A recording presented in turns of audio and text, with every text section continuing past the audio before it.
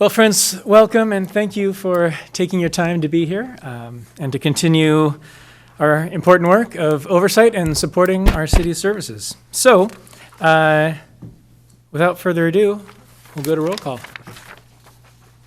Barocio? Here. Casillas? Dana? Here. Pulgoni? Mikosi? Mikosi? Here. Ragsack? Here. Strum? Here. Voivoda? Here. And Olson? Here. We have quorum. Excellent. Well, let's move on to presentations and oral communications. Do we have anyone in the room who would like to? You can, but in a moment, I believe, is when you're up, sir. Okay. Hearing no communications from the public, are there any oral communications from the committee? Yes. I just wanted to apologize to everybody for missing the last meeting. I had the wrong day on my calendar, so I'm glad that you guys got a consensus that day or what your quorum. So I just want to apologize to everybody. I do respect your time, and I'm sorry about that. It is forgiven, and by the way, you're officially the chair now. We voted you in last time. I've done that one already. I didn't do that good. Do we have any others? Okay, moving it along. We'll move on to the consent agenda. Is there anything else we need to know about the consent agenda before we? Yes, sir. I just want to make note that at the November meeting, we did not have quorum, so we're bringing back the minutes of May 25th for approval this time around. And also, item 3B is directing and authorizing staff to prepare and publish the 8th Measure Y annual report. Typically, we would have brought a sample of what that report looks like, but because we missed the November meeting, we didn't have all the data to put that report together, so we're going to be putting that report after today, and we'll email you the final report once ready. The other thing that I wanted to mention is there's also a motion directing the chair to present to the city council the 8th annual report. We do have on the agenda election of a new chair and vice chair.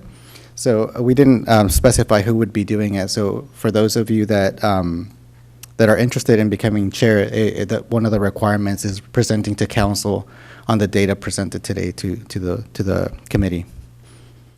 Aside from that, it's just Okay. Yeah.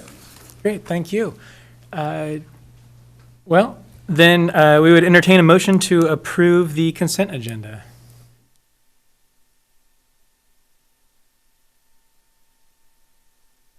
The race. I make a motion to approve the consent agenda from May of '22. I second. Great, we have a motion and a second on the floor. Is there any discussion of that motion? Hearing none, we'll take a roll call vote. Yes, sir. Barocio? Yes. Dana? Yes. Pulgoni? Yes.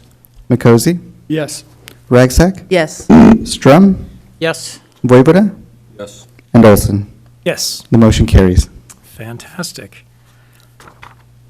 All right, and then we'll move on to our new business, which means we need nomination of I guess we'll take them one at a time. Is that normally how we do this? Yes. Okay, so we need a new chair. This old one is getting stale. The process for this is you amongst yourselves can decide who you'd like to be chair. You can have a quick discussion, or you can just make a motion to make someone else chair. Typically, it's the vice chair that kind of rolls into the chair position, but definitely up to the committee to decide who they want to represent them. Yeah, so it's up to you all if anyone has someone in mind. What I would suggest is to have someone whose term doesn't expire at the end of this year, or someone that would like to continue serving on this committee so that you can do the report in June and then continue into November's meeting. Do you have on hand who is rolling off?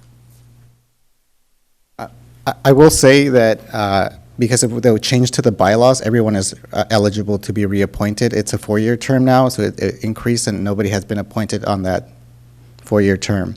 But yes, let me pull up. Sure we don't have to do this next time again. I was going to check, do we have any volunteers, anybody that would like to do it? I know how many people have already done it? I know PJ has, I know I have. So, we're always looking for someone to, it's not very difficult. It's maybe 2 meetings. He's rolling through it. It's obviously not a difficult job. Well, I would normally. They're just really good at it. I would nominate Noriko. Robbie, but I you're wanna make rolling. sure there's not You're a any good objection example. to that. What's that? So, Would you like me to read who's that terming would be out? helpful, So in yes. September of 2023, Lucy Casillas will be, her term will end. I have Brian Fulgoni's term will end. Eric Strum's term will end. Your term, Chair Olson. Noriko's term will also end in 2023. Again, you're eligible for reappointment, but that specific term that you were appointed to will end this year. For those. in terms of reappointment, I don't know how reappointment works. This is my first term, so My question as well, what's the process for reappointment? It's the mayor that appoints to this committee. We don't have an application or anything like that. Typically, what we do is we have interested persons contact us. In this case, what I would do is close to September, I'd reach out to those that are expiring and see if they're interested in being reappointed. If the answer is yes, I'll reach out to the mayor and he'll send me a letter to reappoint any committee members that want to. I will also say that it's been quite difficult to attract new committee members. Since November, we've kind of put out a couple of newspaper ads, some social media posts, and we haven't had any interest. So definitely retaining this core team is crucial for us. okay. Well, so often the vice chair becomes the chair. I don't know how you're feeling about next term, so I don't want to I don't want to put you on the spot here. Unfortunately, Sorry. thank you, right now, my time to my family at this moment. It's like a good decision. I'm sorry to hear about that. Thank you. Do we have anyone else who'd be interested in the chair?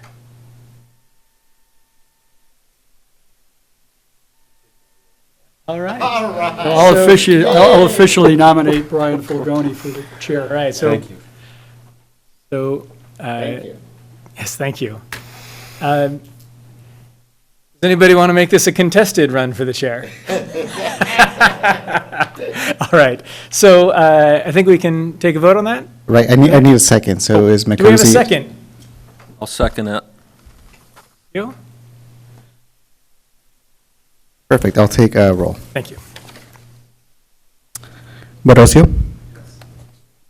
Dana? Yes. Fulgoni? Yes. McCosy? Yes. Ragsack? Yes, Strum? Absolutely, yes. Voivoda? Yes. And Olson. Yes. Motion carries. Congratulations. Now, we'll be moving on to a vice chair. Is there anyone interested in becoming vice chair? Question, does the vice chair also have to present that report to the city council? Only if the chair is unavailable to present the report. Got it. I believe that we're presenting this report in June, so it's coming up, but we'll brief the new chair definitely on what you need to say, and then if for whatever Expertise was very reason, then helpful the when I vice did chair it, would fill so. in at that point. So they're just basically Is a that backup. process of the new incoming well, are we elected? No, we're not elected. Mr. Fulgoni, did I get your, he'll be presenting the report, is that correct? That's correct. Is this like a mini probationary check to see if he's going to do okay as chair? No, it's a requirement that we have to report the findings from like the audit and the reports that you're getting from staff Got to the it. city council. and it's the chair who would be making that report to them. It's not anything out of this world. I think 5-10 minute presentation. We give you the material. We can walk you through what you need to say. It's a fairly straightforward process. Yeah, it's not very difficult at all. When I did it, it was a 4:30 meeting. The audience was exactly, well, it's actually, this one's larger. I think they had to tell me to stop talking, so you don't have to do much. Okay, it's really easy. I wouldn't make the job contingent on that, because you'll roll through it, trust me. We'll get through it. All right, with that, is there anyone who would be interested in being vice chair this coming year? I will step up and be vice chair. Thank you. Do we have so we need a nomination and a second before I'll that? move that Eric Strong be our vice chair. Excellent. And do we have a second? I'll second that. Thank you. I think we are ready for a vote. Sure. Barocio? Yes. Dana? Yes. Lugoni? Yes. Mikosi? Yes. Ragsack? Yes. Strum? Yes. Voivoda? Yes. And Olson? Yes. Perfect. The motion carries. So Congratulations. does that mean that I'm not chair and can hand the meeting off, or do I keep going through this one? It should be the new chair that runs the meeting moving forth, but I've seen it done both ways, so whatever the committee's okay with. I'll take it from here. Okay, perfect. Okay, well, we ended off 5B. All right, since we got through 5A, looks like we're going to hear, we'll go to 5B, Police Department Status Report from Chief Zamora. Thank you, Chair. Congratulations. Before I get started, all joking aside, thank you for being here. It's super, super important. I know it takes away from your time at home and days off and stuff like that. So really, thank you. So I will start off with, I'm Jorge Zamora, I'm the police chief. And I will start off with Measure Y personnel. So during this rating period, Measure Y supported 7 police officers and 6 professional staff members. Our department has 76 police officers and 21 professional staff. That's what we're budgeted for, which is a total of 97 employees. And currently, we have 9 vacancies in the police officer, 9 vacancies for police officers and 1 vacancy for professional staff. Moving on to training, vehicles, and technology. Measure Y supported the following trainings. The first one is basic motorcycle classes, which is designed to teach the basic motorcycle skills and safety for our traffic officers. Driving instructor courses for selected officers who then train the rest of the department members on emergency and non-emergency driving. Traffic accident reconstruction training, which allows traffic collision investigators to determine the cause of an accident after it has occurred. And canine training. Canine training allows the handlers and the canines to effectively communicate and work well out in the field. Moving on to vehicles, Measure Y funded 6 police vehicles. 2 of those vehicles were marked patrol cars and the rest were unmarked vehicles. Technology. So Measure Y funded the in-car camera system project to install 25 cameras in our patrol vehicles. And there was 18 mobile data computers, commonly referred to as the MDCs, that were replaced. The MDCs are the computers inside the vehicles that allow police officers to be dispatched to calls for service. And then there's the Veritone app, which is an app that allows officers to quickly and more efficiently collect data as required by Assembly Bill 953. COPLINK, is an advanced crime analytics platform that allows data sharing to search for leads and suspects during investigations. And lastly, Measure Y also funded the DOORS program, which is an online reporting system that allows community members to file reports online. Moving on to Measure Y community programs. So Measure Y has allowed us to reestablish some of the following programs. The post-incident team, which is neighborhood leaders who walk around in neighborhoods after a crisis has occurred in an effort to help calm fears and disseminate information about counseling and other social services. It was recently deployed during or after the homicide that occurred on Rodriguez near Main Street, and it was very effective. The cadet program. The cadet program provides youth in our community the opportunity to explore law enforcement as a possible field or as a possible career choice.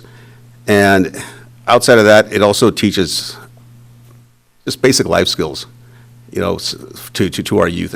Something as simple as how to properly shake someone's hand, how to acknowledge someone.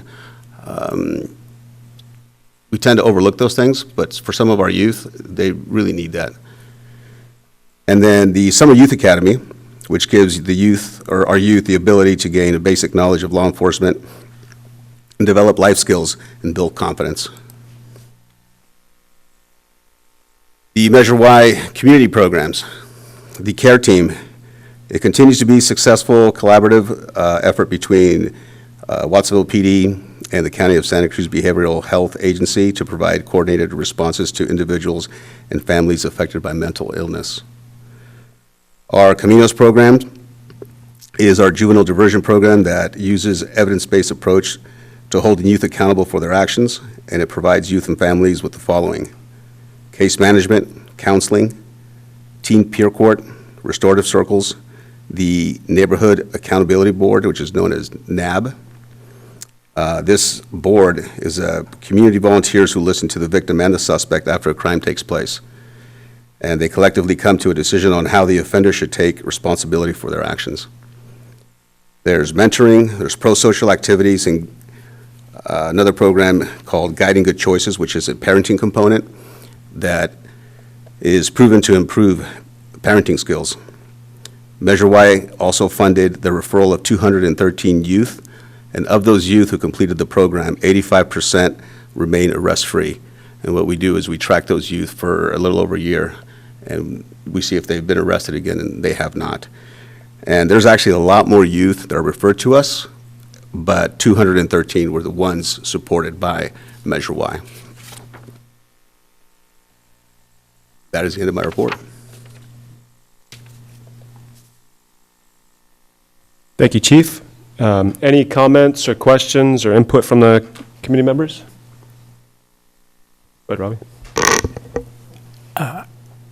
In a time where there's so much bad news about police departments, it's exciting to hear about these programs that are going on in our community to care for youth and to seek to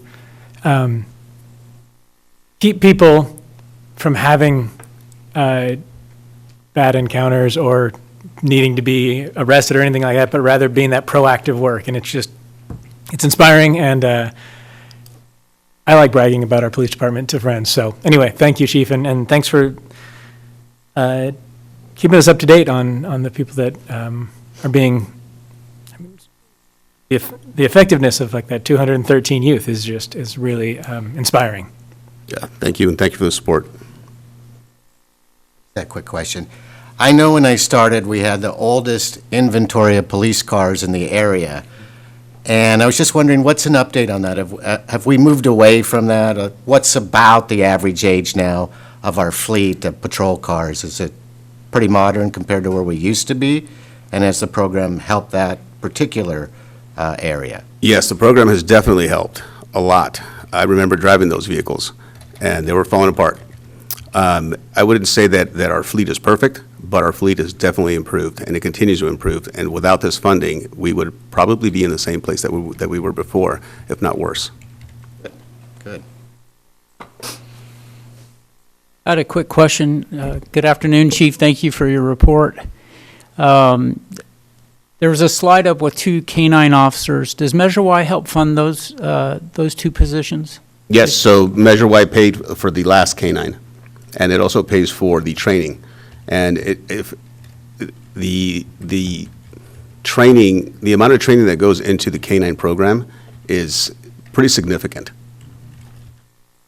Got it. And how many K-9 officers does the department have? We have two. Got it. Thank you very much. You're welcome. Thank you, committee. Thank you, chief. Anybody else have any questions or input they'd like to? Moving on to public input. I see none. No phone calls coming in. It's televised, right? Oh, it's not? You were hoping to be on TV? Yes. All right, moving on. Do we have a motion to accept Watsonville Police Department status report, January 1 through January 31st of 2020? So moved. Second. Move to vote. Barocio? Yes. Dana? Yes. Fulgoni? Yes. Mikosi? Ragsack? Yes. Strum? Yes. Voivoda? Yes. And Olson. Yes. The motion carries. Thank you very much. We will move on to item 5C and hear from Chief Rudy Lopez and the Fire Department status report.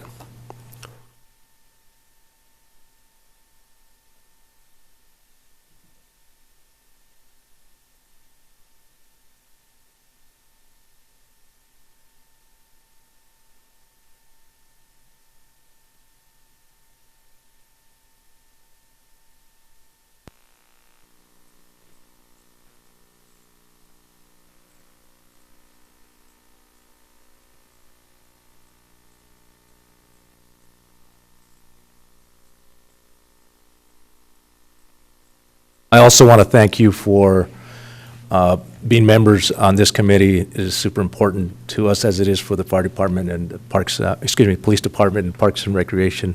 Thank you for your volunteering your time very much. Appreciate it.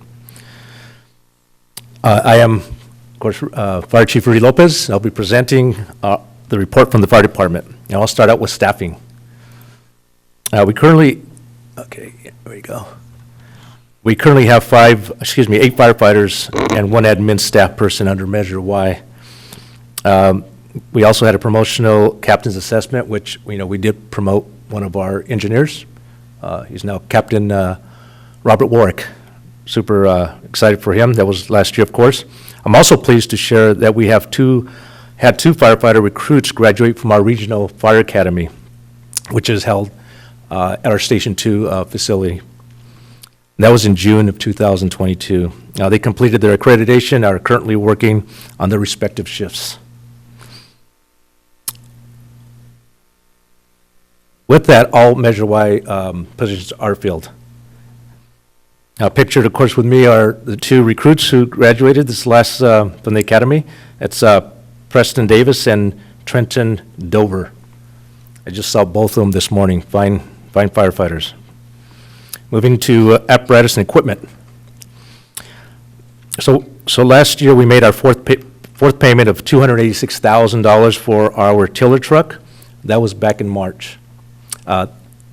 Later on this year, we'll be reporting on that final payment that we made this past March.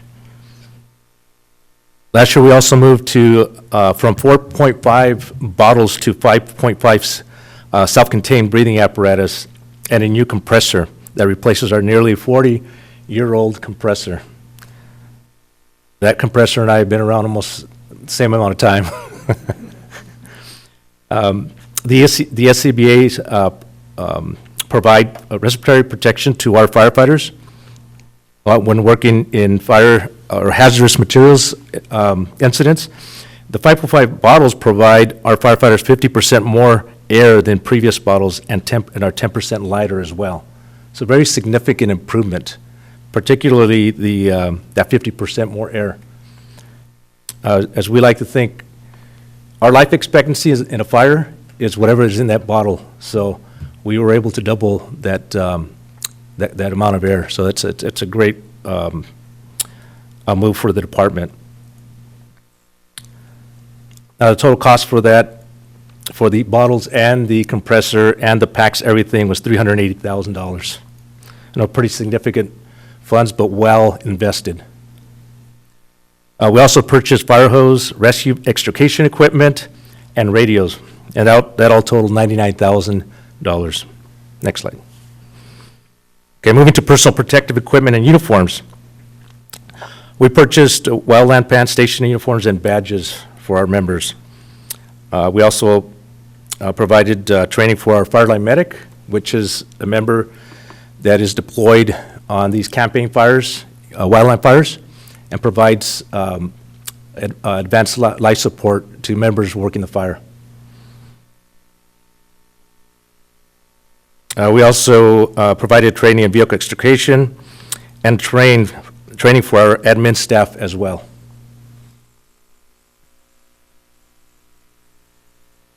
Okay, moving to building maintenance. As you can see in the pictures, the before and after pictures, that is, that we had much needed repairs to both our station grounds and the concrete and asphalt. I mean, it was pretty bad. We completed also our Station 1 window replacement project last year. That totaled $103,000. You know, you see the concrete repairs that were made. Those are just repairs for now. We're planning a long-term replacement of both station grounds, potentially moving to concrete to extend that life, considering that all the weight that with our heavy engines and trucks. Okay, moving to community risk assessment. So a community risk assessment was completed of our fire department by Fitch and Associates last year. That process began in 2021 with an RFP. The assessment was completed this past April, and some of the highlights of that report are that the analysis showed that our fire department is very effective in meeting the demands of our community with our current distribution and resource allocation. The report also provided us with a roadmap for future growth planning as well. There were also recommendations made that could potentially improve our effectiveness as well. Moving to Summer Youth Academy. This past year, we completed 2 sessions of our Summer Youth Academy. The Youth Academy is open to 8th graders starting high school in the fall to seniors graduating that year. Both sessions are 2 weeks long and will have up to 15 youth in each academy and end with a graduation ceremony, which is done really well. Much to the thanks to our administrative analyst, Rosa Meyer here.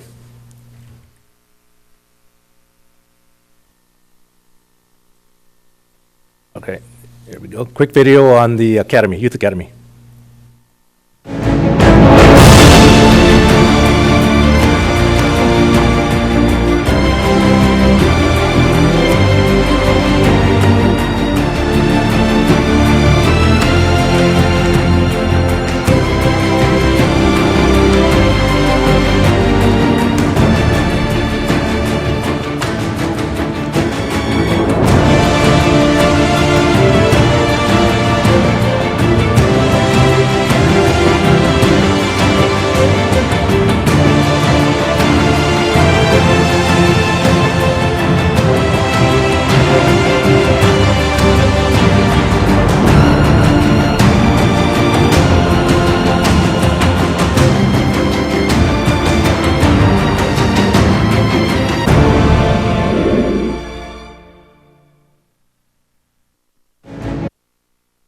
All right.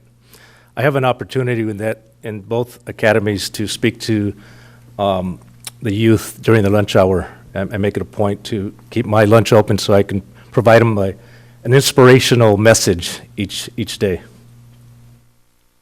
All right, so upcoming projects. We're currently working on the paramedic training for EMTs, essentially sponsoring young men and women of our community to provide them paramedic training at no cost or little cost to them. And what that does is it helps with our retention and also our recruitment, of course, and retention.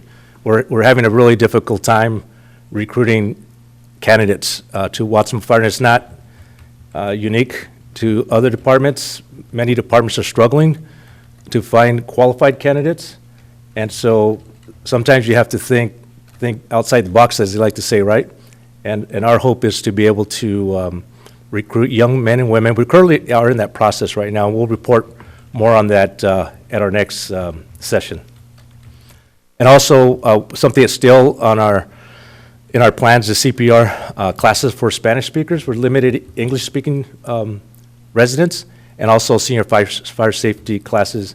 And both of those, we would be partnering up with the American Red Cross. We can't do it all by ourselves, so partnering is the best solution. And that concludes my report from the fire department. If you have any questions.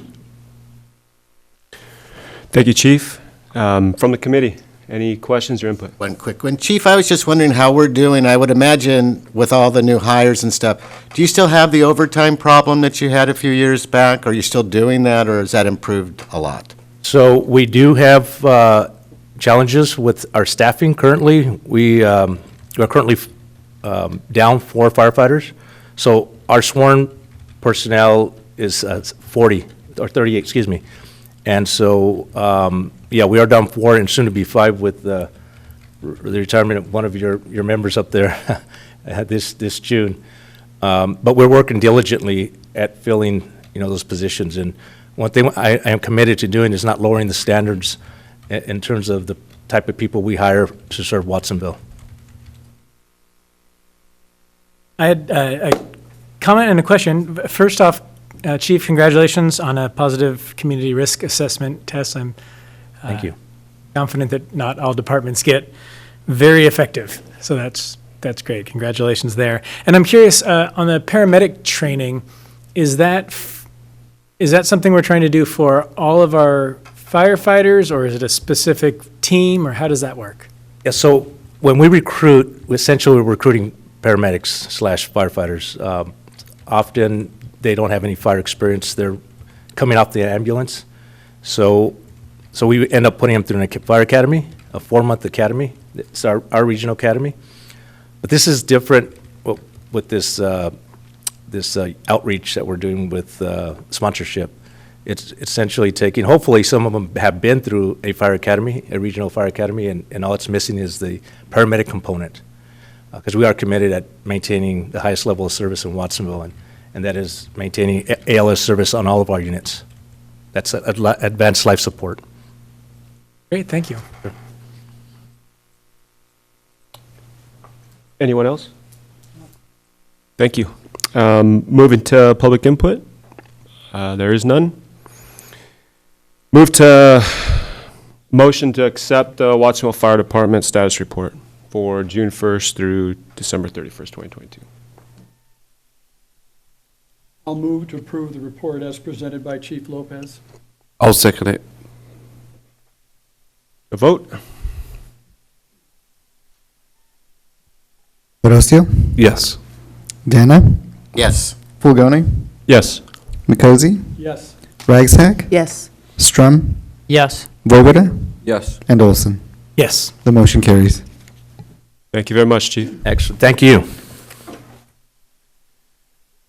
Moving on to 5D, Parks and Community Services Department Status Report, January to December 2022.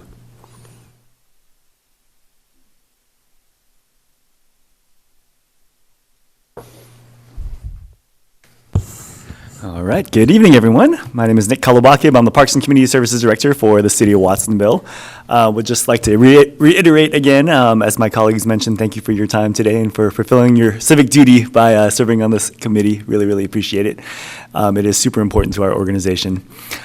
So like the two chiefs, I'm here to report on our operations for Measure Y from January to December 2022. Just a quick recap, our piece of the pie for Parks and Community Services is 8% of the public safety sales tax. So for the first half of 2022, that represents, fiscal year 21-22 was $338,000. And in 22-23, it was $410,000. So our funding priorities for Measure Y really encompass two of our larger strategic goals for Parks and Community Services. We have three goals per our strategic plan, and the first goal is prioritizing the core. So it's really focusing on ensuring that our essential parks and our facilities have what they need to be safe and accessible and kind of up to standard for public use. And then goal number two has to do with impactful programs, and we generally use Measure Y funds for our youth development programs in particular. So primarily to help the staff and pay for supplies for our free after-school programs, our summer youth development programs, and whatnot, primarily at our youth center, along with to support case management services and enrichment programs for youth. So in terms of prioritizing the core and what what we're really focusing Measure Y funds for in terms of facilities, we have, at least as of today, a known kind of need of about $20 million in deferred maintenance for our park system, along with our recreation facilities.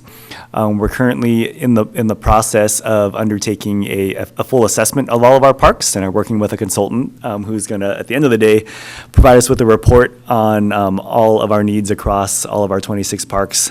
Basically tell us what's broken, what's wrong, and what needs to get fixed, and how much that's all going to cost. And over the next several months, we're going to take that report and create a prioritized list of how to start tackling all of that over the next many years.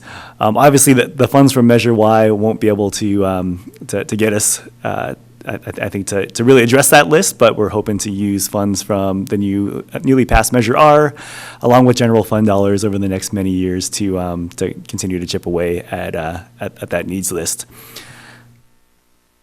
In terms of youth development programs, Measure Y, like I mentioned, really helps to support our free after-school and summer programs, again, at the youth center. Over 2022, we've done quite a few different things with the funding. 2022 really was kind of our bounce back year post-COVID, or I say that in air quotes. And now that we're into 2023, we're really back into full operations. So the next time I come before you to talk about what's gone on in 2023, I'll have a lot more to report. But 2022 was still, I think, an exciting year. We made a lot of progress, especially after reopening programs that were primarily shuttered through the COVID pandemic. One of the big shifts that we were able to make with funding from Measure R was really to expand operating hours at the youth center. So for many years, I think dating back to probably like the early 2000s or so, the youth center was closed on weekends and was really open just Monday through Friday, and was open until about 6 p.m. But what we know, from experience and from what studies show us and from what our crime stats will show us also, is that our teenagers especially have kind of the most issues and highest kind of involvement in negative behaviors in those evening and weekend hours. And so we were able to, using Measure Y dollars, to keep the youth center open until 9 p.m. on Fridays, and then to open Saturdays from 12 p.m. to 9 p.m. So that represents about a 55% increase in weekly operating hours for the academic school year. So we're really, really excited about that. Through 2022, attendance was kind of up and down. I think we saw a lot of folks that were still kind of afraid to be out and about due to the pandemic. But I can say that now that we're halfway through 2023, we're seeing upwards of 75 young people come through the center on a daily basis, and especially during those Friday nights and Saturday nights. So if you haven't had a chance to come through the youth centers anytime recently, I definitely encourage you to take a look. It's been a kind of just a full 180 in terms of operations, especially from the pandemic. We've also focused on our Passport to Fund membership. So we've really just removed all of the financial barriers that we had before that kind of prohibited some youth from being able to participate in our programs in the after-school hour. So what that Passport to Fun does also is it streamlines the registration process for all of our free programs. So now if you want to participate in the youth center along with the science workshop and our mobile locations across the community, like at River Park and many of our other parks, you fill out one application and it gives you a pass to be able to participate in all of those programs all at once. It really helps to kind of self-promote our programs as well, and again, kind of strips away the barrier of youth having to fill out form after form after form and whatnot. We also got rid of our membership fee that we had before as well, and so that's really just provided greater access all around. So lots of exciting things that have happened kind of in the after-school world. Beyond kind of like the base programming, wanted to highlight some of the kind of the events and that sort of thing that we've had in 2022 as well. We've continued to fund through Measure Y our YES program, which stands for Youth Enrichment Support Services. It's a partnership with PVPSA, where we have trained counselors and case managers work directly with youth and families that come through the center, but also throughout the entire community as well. The purpose of this program really is to kind of target what I would kind of generalize as like your C student, not necessarily in grades, but really those students who haven't necessarily offended and are part of the juvenile justice system, but are kind of at risk of heading in that direction. So our case managers really kind of look for and search out those youth that are starting to make kind of poor choices and are headed down that path, but haven't quite gotten there yet. So that's really the purpose of that program. Our case manager is on site 5 days a week, 3 days out of the week they're at the youth center, and 2 days out of the week they're at our 2nd Street location at the science workshop at Marinovich. We hosted a summer kickoff event also, where we brought in a mini golf course for families to enjoy, and so that was a lot of fun. We've also kind of transformed a lot of our field trips as well to create kind of more intentional experiences. So we're able to coordinate quite a few field trips to local sporting events, such as the San Jose Earthquakes and the Sharks and Santa Cruz Warriors and whatnot.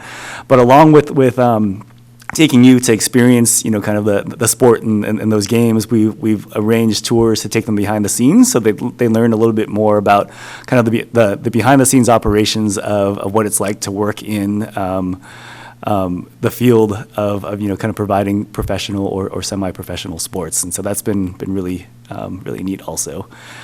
We ended the calendar year in 2022 also with a Friendsgiving cooking night where youth learn to cook some healthy meals and really just celebrate Thanksgiving with their friends and family at the youth center as well. So that was super, super fun. So what's coming up next? Over the past couple of years, mostly due to the pandemic, we haven't spent our full allotment for Measure Y. And so this year in particular, we're working on spending the reserves and really putting that money into places that need it. So again, if you come to visit the youth center anytime soon, you'll see that there's some pretty major renovation happening at that site right now. That you can see the gym here. There's a before picture and after picture.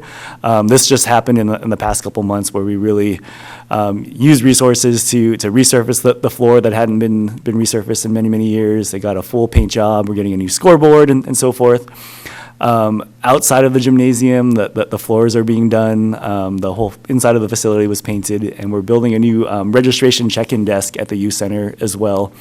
It used to be that you had to walk kind of all the way through the facility to get to the check-in desk, which just created a lot of kind of safety concerns for the entire use of the facility and the youth in general. And so now when you walk in, you hit the desk right away, and you get greeted by one of our teammates who can check people in and make sure that whoever's coming through the door is supposed to be there. So we are very excited about that. In addition to that, we're getting some new furniture and also testing out the purchase of some new VR headset units, so like virtual reality headsets. We'll see how that goes, and I'll report back next year, so fingers crossed on that one. In our parks, our Measure Y dollars are going mostly towards water fountain upgrades and resurfacing our playgrounds and adding things like additional wood fiber along with kind of like our resilient rubber surfacing. And that concludes my presentation, and happy to take any questions you might have. Nick, any questions from the committee? Well, my first question would be how old do you have to be to still get to go on the field trips? Because those look great. I think it's really cool to incorporate potential, future job categories in there. As many of them want to be professional athletes, there are a lot of jobs surrounding that. So I think it's great that you're exposing them to that. And it's just exciting to see the youth center get going again. I coach basketball at Watsonville High, and I have students who go to the youth center regularly, and so they were clearly excited to see it come back. So good work and thank you and all those things. Just to address your question real quick about the age for field trips, and this applies to the youth center in general also, because I think this is an important piece to mention, because it also is an operational shift we made recently. For I think decades, the youth center was open for youth ages, I think 6 to 18, and that was really done because the grant that the city received to build the building many years ago, I think dictated that the facility had to be used by youth from that age range. And it was problematic, and for obvious reasons, right? Like if you have a kindergartner that you're trying to program for in the same space as somebody who's 18, who's legally an adult, it just doesn't mesh well, and it's really difficult to keep everybody happy. So we've shifted our programming quite a bit. We still serve that entire age range, but we just do it in different segments. So the after-school drop-in program and our field trips are now focused primarily on, or pretty much 100% for middle school and high school students. And what we've done with our partnership with the school district is because we're now in every elementary school in the after-school world throughout Watsonville, it's through those programs and through that partnership where we're really kind of targeting and serving the needs of our elementary youth. And then it allows us to kind of narrow the age range at the youth center and just focus on our teens really who kind of need that dedicated space. So yeah, it's been good. I just wanted to ask, are there any pickleball facilities? I've never played, but I know it's very popular. Do they play it on tennis courts, or does Watsonville Rec have any type of facility for that? Callahan Park Yes. is pickle hopping these It days. is. Every time I drive by, they've got 4 or 6 courts on those 2 tennis courts. So they play them on tennis courts? We are currently, yes. Yeah. So we started a pickleball kind of clinic and program, I think last summer or so, and it's just exploded since then. I think like Robbie's saying, there's a group that's out there 3 or 4 times a week that's 50 to 60 people deep. We have temporary striping on our courts at Callahan for the time being. We are hosting a community meeting at Callahan next month to talk with our pickleball and tennis community along with the surrounding neighborhood at Callahan about a potential full conversion of those courts to pickleball. But before we do that, I just want to get feedback from the surrounding community, especially to make sure that's the direction that the community actually wants to go. That's cool. Thank you. Anyone else? I don't know if the passport to fun is new or not, but it's a grand idea. Having kids fill out less paperwork is a good thing. Just cut them loose, let them have fun, and not do. I mean, it's a travesty pushing paperwork down to a child who just wants to have fun with their friends and making it a government program. And here with this passport to fun, they fill out one set of paperwork and can go all over the place and have fun. And that's a wonderful idea, and it's hopefully we can get that up higher. Out of the kids and recreation into all governments, that we can. That's the goal. Yeah, we can delegate up on that one a little bit. I noticed you mentioned something about buying water fountains. If you have not purchased a water fountain for public use that meets ADA requirements and all that kind of stuff, they are not cheap.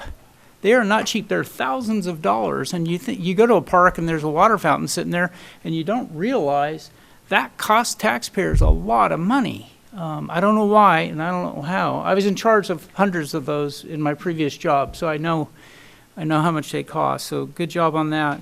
And is there a date for that pickleball Callahan?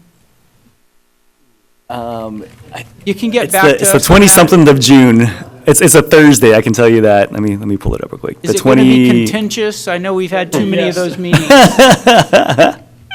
It may be, the 29th of June. 29th of June. Yeah. Okay. We're shooting for 5:30. It may be contentious. I mean, that topic between pickleballers and tennis players generally is, but you know, we haven't in the many years that I've observed Callahan, those courts don't get used very often at all by tennis players, and so I don't imagine that we'll get a lot of pushback for those courts in particular. I do know that, you know, generally across the nation, one of the complaints that communities hear from neighbors that live close to courts that are generally used for pickleball is that it's really loud and disturbing in that sense. So we'll see what we get in terms of feedback. Thank you for your work. Thank you. Anyone else? Moving on to public input. None? Motion to accept Parks and Community Services status report, June 1st through the 31st of December, 2022. I make a motion to accept the report. Second. To a vote? Barocio, Yes. Dana, Yes. Fulgoni, Yes. Nikosi, Yes. Ragsack, Yes. Strum, Yes. Voivoda, Yes. and Olson. Yes. The motion carries. Thank you, Nick. Moving on, 5E, Annual Comprehensive Financial Report.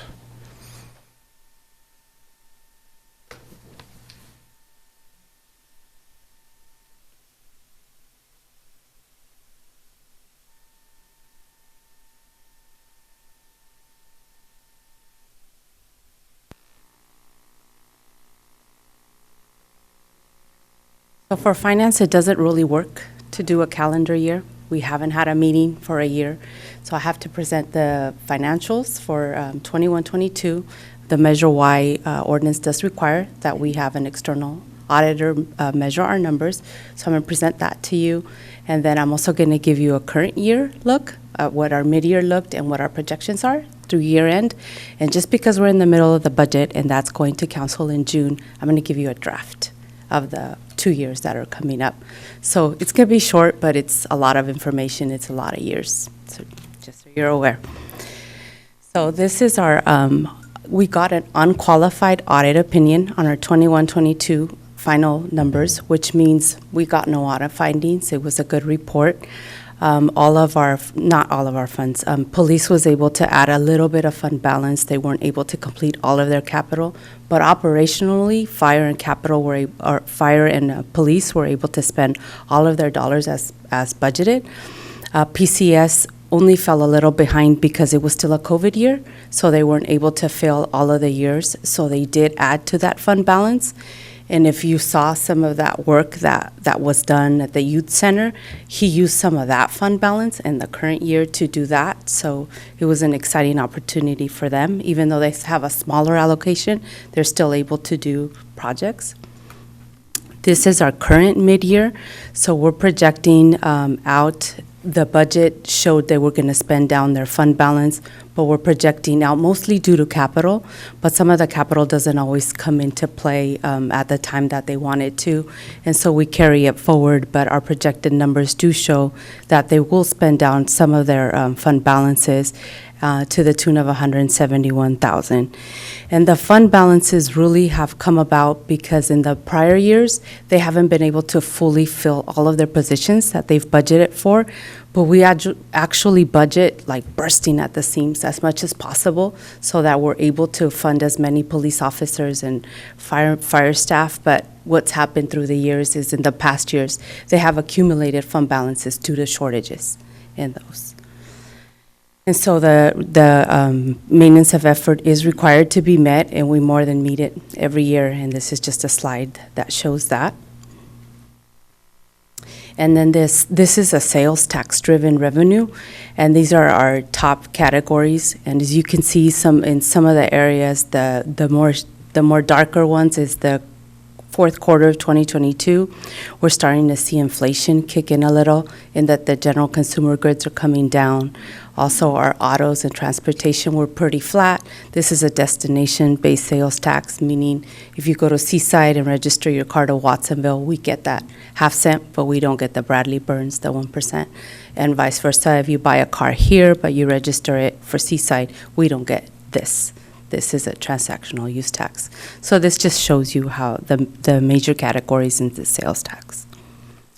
And then this is our first year of our budget. This is what our council will be adopting. This is a draft, it's not the actual one, but this is, we present them a 2-year budget, but they adopt the first year. So we are projecting to come in a little under in this first year on sales tax, based to our consultants telling us that inflation is kicking in a little bit. But we've seen increases in the past, so a flat does hurt a little, but it's not less, so it's a little flat. So that's what this represents. And in this next year, they projected to go up a little bit, like a 1-point-something%. So we are showing those numbers here as well. And basically, it's the same staff that got shown to you before that are projected to be staffed. And what they do is anything that's in fund balance, it's available for them for capital. And that's what these numbers represent. That's it. If you have any questions for me. Very quick presentation, thank you. Yeah, it's a quick fun. Any questions? I just have one, because I don't know. Does the fiscal year for Measure Y money match the city's fiscal year? Yes, it matches. It's July 1st through June 30th. That's why I said it's a little difficult for finance to present on a calendar year, because we don't go on a calendar year. I had one question. Since it's a draft, is it going to be updated, or? So the draft is what we're working on. Our city manager hasn't even approved it. It's just what the department has submitted. Okay. So we first have to go through the level where our city manager approves it, and then after that happens, we present it to council, and if they have any changes, then it could change. But if not, then that will be what's adopted. Thank you. Mm-hmm.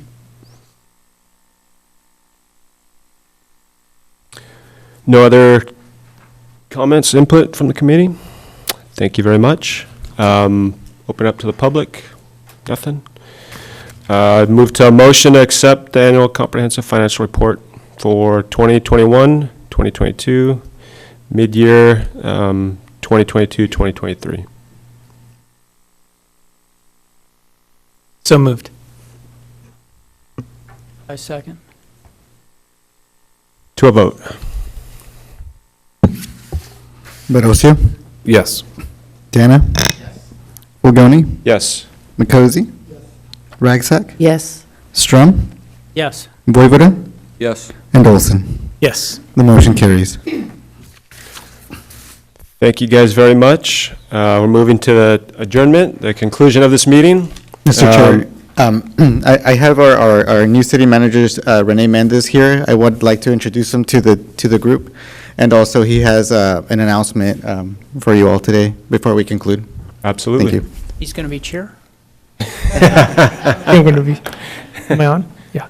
So, hi, thank you. I met some of you already. So Renee Mendez, city manager here, been here since, not quite a year, but almost a year. So I appreciate your efforts and the hard work here. We are, obviously, the city passed another half-cent sales tax measure last November, so Measure R. So we'll be setting up that advisory committee, going to the council. We're looking to take that in June.